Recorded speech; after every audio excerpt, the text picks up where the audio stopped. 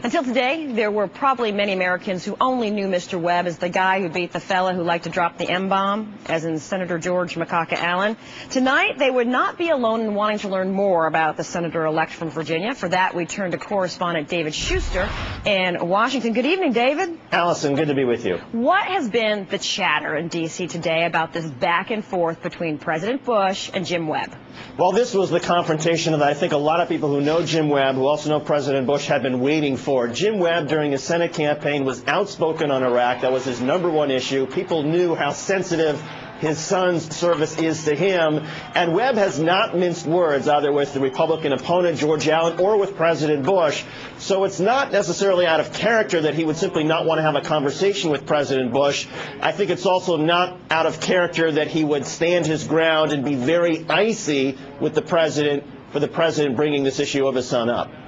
Does he have a reputation as someone who goes off script, even off the script of etiquette?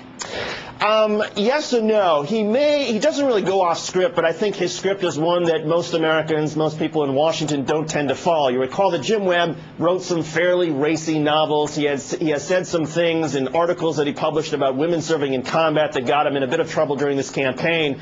But he is very outspoken, and the idea that Jim Webb would have some sort of niceties or be polite, if his buttons are pushed, like clearly they were when the president talked about his son in Iraq, that is an issue that is near and dear to Jim Webb. He's a former Marine. He is a tough guy, and he's certainly not one whose personality would have him backing down from anybody. As you mentioned, a former Marine is first in his class, the Marine Corps officers at Quantico.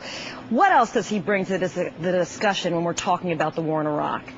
Well, the big issue, of course, is Vietnam. Not only was he a Marine, but he was injured twice, 2 Purple Hearts. He got the Navy Cross Silver Star. He was a platoon commander in Vietnam, has seen combat up close and personal. He also served as the lead counsel for the Veteran Affairs Committee in Congress, and then he was Navy Secretary for Ronald Reagan, the first military veteran to serve as Navy Secretary in the history of the Navy.